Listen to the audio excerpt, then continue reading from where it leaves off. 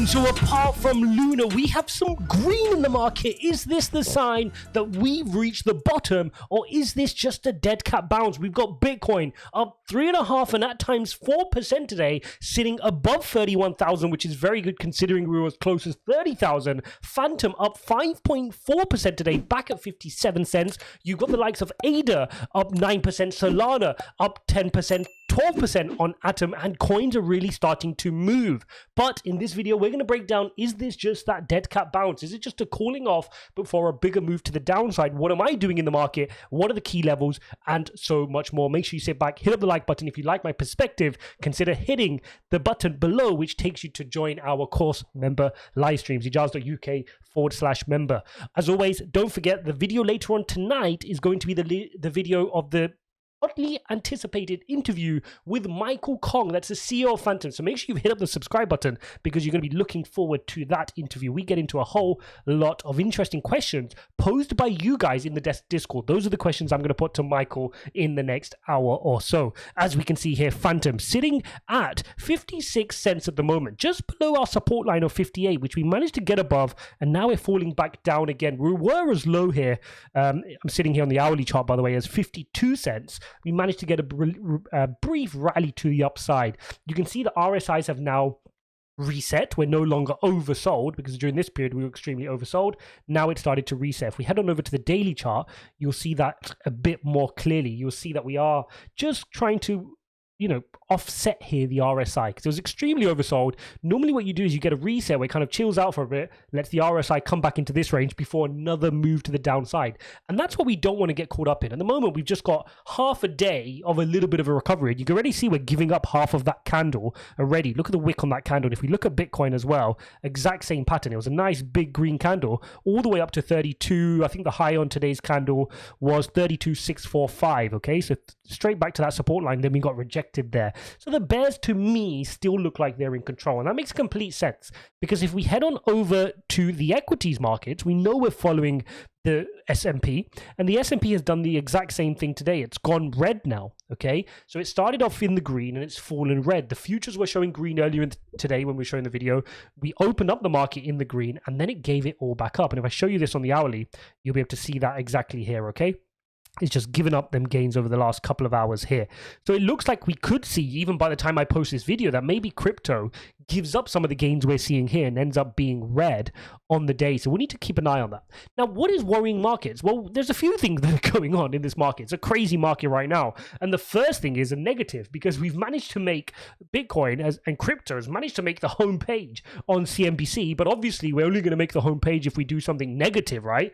God forbid if they show something positive on here. Bitcoin investors are panicking as controversial crypto experiment unravels. Yeah, they're referring to the UST DPEG on Luna, a really big project that has been around for many years. They want to describe it as a controversial project just because they don't like it, right? More about that video. I made 2 good videos on the UST controversy and what is going on. Go watch those videos and get caught up with what's going on in the Terra ecosystem. I'm going to make another video at some point when I get some time explaining that this is not the only time and there is some nefarious activity going on, and clearly the establishment doesn't like what's going on. And it wouldn't be the first time Wall Street and the status quo and the fiat system has gone against people they don't like, right? They've got experience in doing this, and it wouldn't be difficult for them to ram Terra Luna down when they know there's only 4 billion of reserves. That's something they can wipe out pretty easily. Fear and greed index down to 10, guys. This is some really low levels now. It just goes to show how fearful the market is. We really are starting to get some serious capitulation now.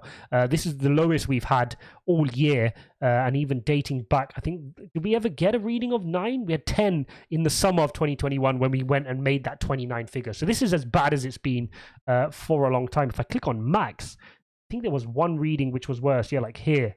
If it picks that reading up there, that was in the single digits, but you're going back into 2019, August 2019 there.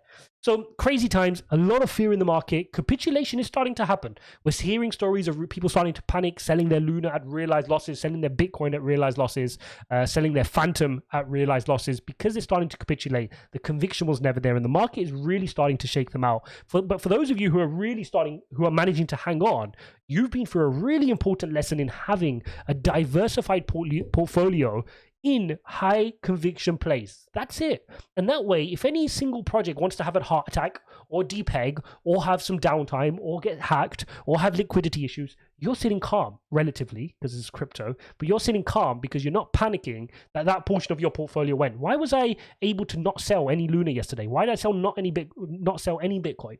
Because they're all compartmentalized in their part of their portfolio. I'm happy for that piece of the pie to die if it needs to, because I've got enough conviction to think, okay, for what it's worth as my part of my Luna portfolio, I think I think the team can recover this. But if they can't, it's okay. I'm going to live to fight another day. It's not a huge part of my portfolio.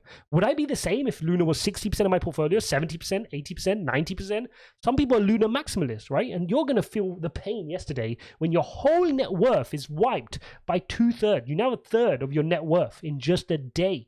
Crazy, crazy, crazy. Really important that you maintain a balanced portfolio. I know it's boring, but I can't stress it enough. Really important that we do that.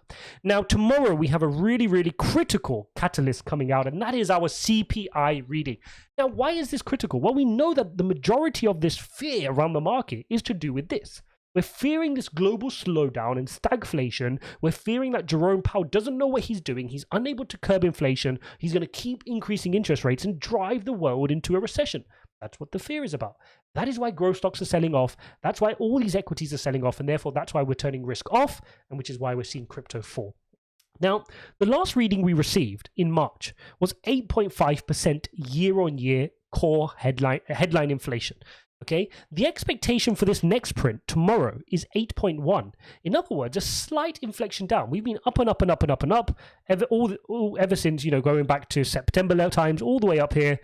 And now we're expecting a slight inflection to the downside, which would prove that inflation, interest rate hike of 0.25% is starting to work, that the Fed is having control. And if we do see that inflect down to 8.1 or even lower, 7.9, 7.8, that would be great. That would give us a really good excuse to start rallying the markets, and we could see some of the positive sentiments return to the market. Because finally, we can say, hang on a second, if that 0.25% interest rate hike worked and inflation started to curb down, we know we just had a double rate hike, which is 0.5, then what will the next reading be? Surely it will inflect down even more. So that will give markets the confidence.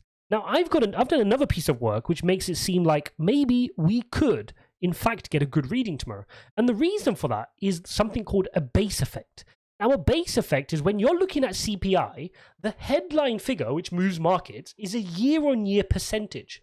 Okay, so this 8.5% is this 8.5 growth on the CPI reading from the previous March figure.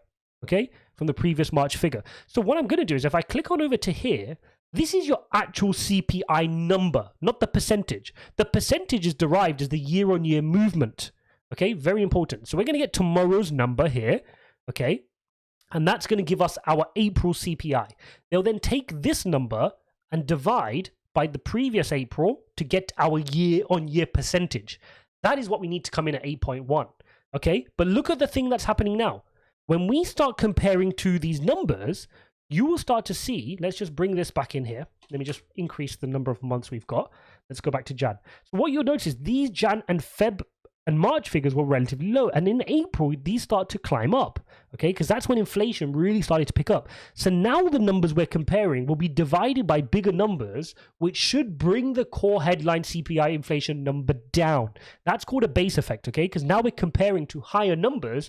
Therefore, your year-on-year change is less likely to be as big. So that should work in our favor in terms of the CPI reading which we get, okay? Now let's take a look at some key levels in the charts. And if I head on over here to the daily chart, you'll see that Bitcoin has pretty much just lost that bottom low, right? We were expecting that. We were expecting to lose this 32,000 level, horizontal level. We went back down, went to 30,000 psychological level, and that is where we're getting this bounce. But we need to understand and be prepared for further moves to the downside, because if I show you the hourly chart, all we're seeing right now, and you guys have heard me talk about this a lot on this channel, is that the bears are still in control. The overall trend clearly is a move to the downside.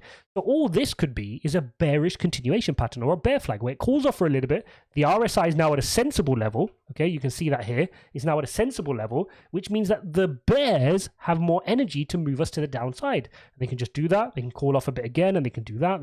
That's how you get the move. And it's the same for the upside, right? Bulls need to call off as well after a sustained run. So we need to be careful. If and until we start recovering some of these key levels, we can't get too excited yet. If we can start working through 32,614, hold that level, start working through 34, 35, good. And then the key level is at this level at 36. Now, we still then need to be careful, right? We need to be careful because we don't know how much of this is just a bounce before a bigger move to the downside. And if I take a cleaner chart, let's see if we can do this on a clean chart. I never have any clean charts, do I? And if we take out our Fibonacci, then what we're expecting is if we take that from swing high here to our swing low, what you would be expecting is a longer term bounce to the 0.786 line, which is about 38,000. So that's the first level where I'd expect some resistance to come in. If this is a serious reversal, if we do manage to reverse, I'd expect some selling pressure to start coming in at 38. Okay, so that's the level I'll be looking at for here. If it did really well and you're able to get back into the golden pocket between 43 and 44, that would be a really bullish sign for crypto as a whole, and it could start to suggest that we're going to recover far quicker than later. So that's a good sign here for crypto. Now let's take a look at Fantom. What are the key levels on Fantom? Well, similarly, right? Similarly, we need to hold the level here at 58. We're just below it right now, which is not a good sign. But if we can hold 58, that is good because our next support line doesn't really come in until 38. But again, Bitcoin's forming that continuation pattern. So if Bitcoin falls and starts wanting to test 29, I'd fully expect Fantom to start testing some of those levels again where we fell to. Okay, so that's what I'm looking at. I'm not massively, buying the dip right now. I'm not actively doing many major purchases. I'm just sitting back just to see if this is a calling off. I'm not chasing it into green because it's up, Fantom's up 7% today. So no need for me to do anything there. Let it kind of do its thing. If it starts building successive levels, then great. If it wants to fall more to the downside, then I can look to see if I want to nibble on some more. But overall, clear message right now. And in this tough market, rotate to your high conviction plays. No time for, meme coins or any coins which you just don't have conviction in. Anything which you're going to panic sell, there's no time to have it. Because trust me, people are capitulating on their high conviction plays. People who really believe in Luna are selling their Luna. People who really believe in Bitcoin are selling their Bitcoin. And this is a really tough market right now. So you cannot afford to have any of those coins which you don't believe in.